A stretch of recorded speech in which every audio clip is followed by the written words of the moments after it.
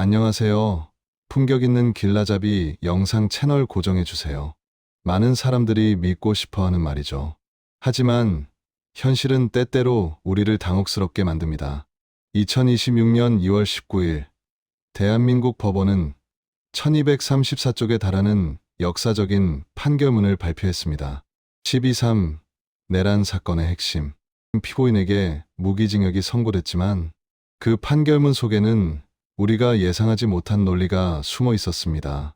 계엄군에 맞서 국회를 지킨 시민들의 용기, 헌법재판소가 칭송했던 그 용기가 정작 판결문에서는 감형 사유로 작용했다는 사실, 여러분은 알고 계셨나요? 철학자 한나 아렌트는 말했습니다. 가장 위험한 순간은 악이 평범해지는 순간이다.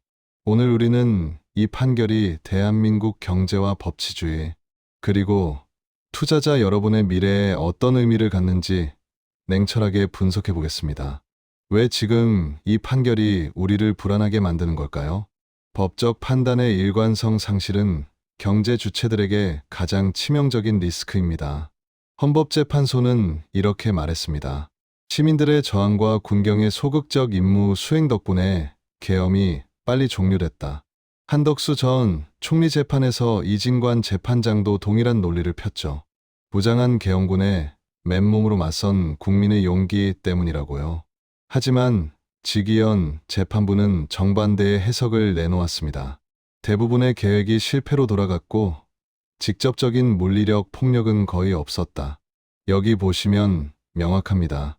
같은 사건, 다른 해석. 헌재와 이진관 재판부는 시민의 용기가 내란을 막았다고 평가했고 지기현 재판부는 계획 실패가 감형 사유라고 판단했습니다. 투자자 여러분, 이게 왜 중요한지 아시나요? 1997년 IMF 외환위기 때를 떠올려 보세요. 당시 한국 경제가 무너진 가장 큰 이유 중 하나는 법적 예측 가능성의 붕괴였습니다. 글로벌 투자자들은 묻습니다. 한국에서는 같은 사실에 대해 법원마다 다른 판단을 내리는가? 그렇다면 계약은 어떻게 보호되는가? 실제로 이번 판결 직후 주요 외신들은 한국의 정치적 불확실성을 대서특필했습니다. 더 충격적인 건 판결문에 장기간 공무원으로 봉직한 사실까지 감경 사유로 명시됐다는 점입니다.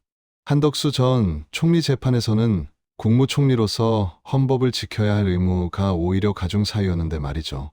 2025년 12월부터 2026년 2월까지 한국 증시의 외국인 투자자 순매도 규모는 12조 원을 넘어섰습니다.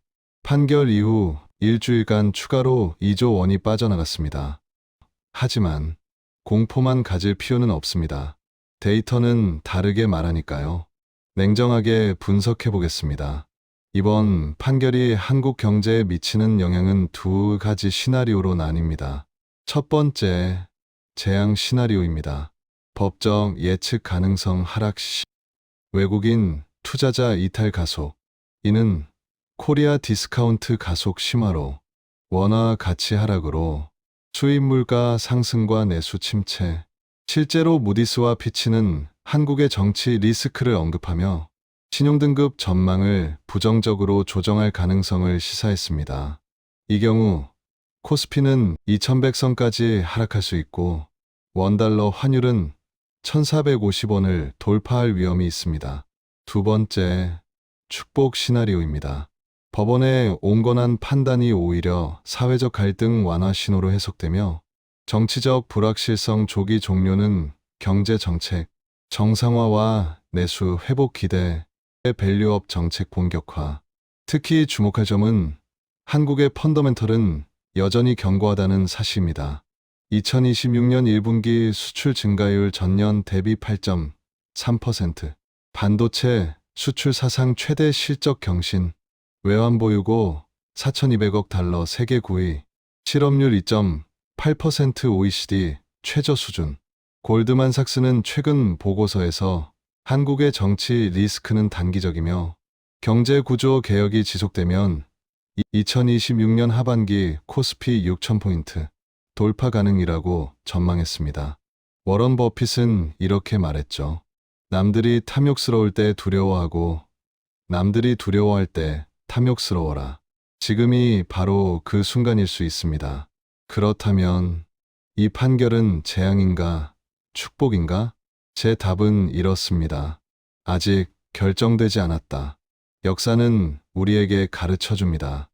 1997년 IMF 위기 이후 한국은 더 강해졌고 2008년 금융위기 이후에도 회복했습니다.